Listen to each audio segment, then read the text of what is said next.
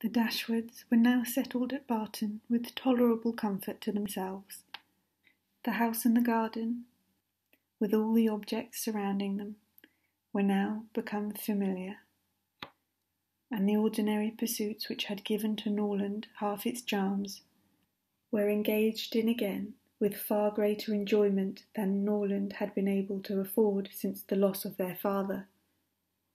Sir John Middleton, who called on them every day for the first fortnight, and who was not in the habit of seeing much occupation at home, could not conceal his amazement on finding them always employed.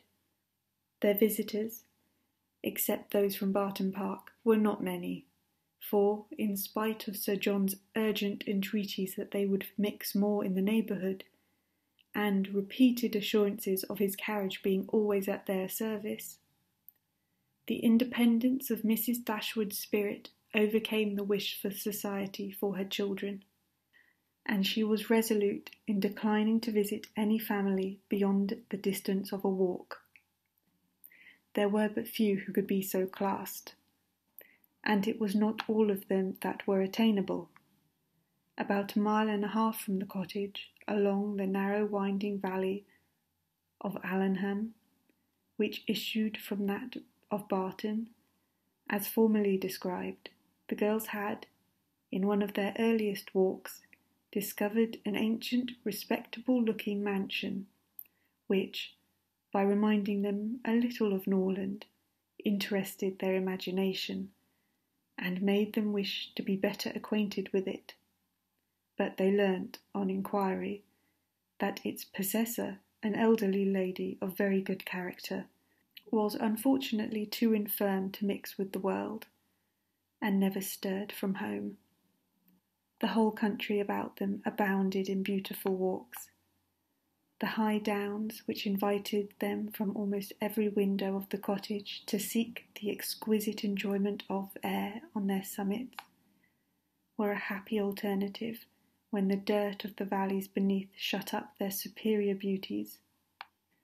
And towards one of these hills did Marianne and Margaret one memorable morning direct their steps, attracted by the partial sunshine of a showery sky, and unable longer to bear the confinement which the settled rain of the 2 preceding days had occasioned. The weather was not enough to draw the 2 others from their pencil and their book, in spite of Marianne's declaration that the day would be lastingly fair, and that every threatening cloud would be drawn off from their hills, and the 2 girls set off together.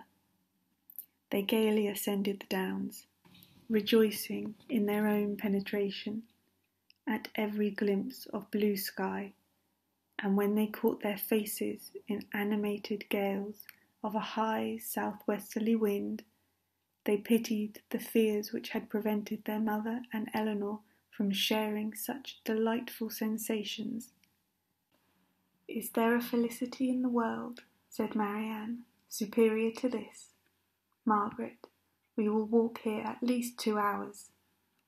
Margaret agreed, and they pursued their way against the wind, resisting it with laughing delight for about 20 minutes longer, when suddenly the clouds united over their heads, and a driving rain set full in their faces. Chagrined and surprised, they were obliged, though unwillingly, to turn back, for no shelter was nearer than their own house. One consolation, however, remained for them, to which the exigence of movement gave more than usual propriety. It was that of running with all possible speed down the steep side of the hill which led immediately to their garden gate. They set off. Marianne had at first the advantage, but a false step brought her suddenly to the ground, and Margaret, unable to stop herself to assist her, was involuntarily hurried along, and reached the bottom in safety. A gentleman carrying a gun, with 2 pointers playing around him, was passing up the hill and within a few yards of Marianne, when her accident happened. He put down his gun and ran to her assistance. She had raised herself from the ground, but her foot had been twisted in the fall, and she was scarcely able to stand. The gentleman offered his services, and, perceiving that her modesty declined what her situation rendered necessary, took her up in his arms without further delay, and carried her down the hill. Then, passing through the garden, the gate of which had been left open by Margaret, he bore her directly into the house, whither Margaret had just arrived, and quitted not his hold till he had seated her in a chair in the parlour. Eleanor and her mother rose up in amazement at their entrance, and while the eyes of both were fixed on him with evident wonder and a secret admiration, which equally sprung from his appearance, he apologized for his intrusion by relating its cause, in a manner so frank and so graceful that his person, which was uncommonly handsome, received additional charms from his voice and expression. Had he been even old, ugly, and vulgar, the gratitude and kindness of Mrs. Dashwood would have been secured by any act of attention to her child. But the influence of youth, beauty, and elegance gave an interest to the action which came home to her feelings. She thanked him again and again, and, with the sweetness of address that always attended her, invited him to be seated. But this he declined, as he was dirty and wet. Mrs. Dashwood then begged to know to whom she was obliged.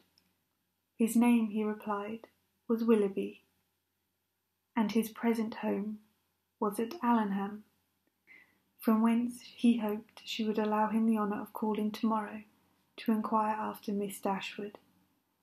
The honour was readily granted, and he then departed, to make himself still more interesting in the midst of a heavy rain. His manly beauty and more than common gracefulness was instantly the theme of great admiration, and the laugh which his gallantry raised against Marianne received particular spirit from his exterior attractions.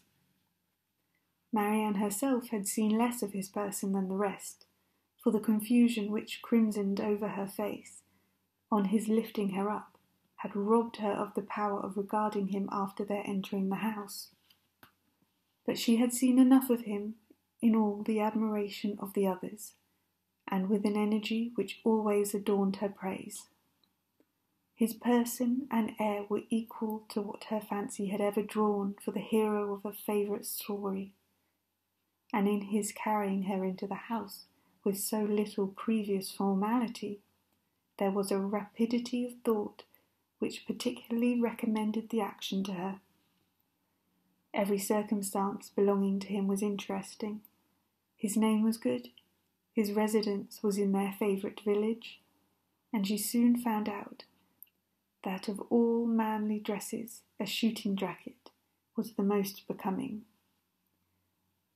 Her imagination was busy, her reflections were pleasant, and the pain of a sprained ankle was disregarded. Sir John called on them as soon as the next interval of fair weather that morning allowed him to get out of doors, and Marianne's accident being related to him, he was eagerly asked whether he knew any gentleman of the name of Willoughby at Allenham. "Willoughby!" cried Sir John. "What, is he in the country? That is good news. However, I will ride over tomorrow and ask him to dinner on Thursday." "You know him, then?" said Mrs. Dashwood. "Know him? To be sure I do.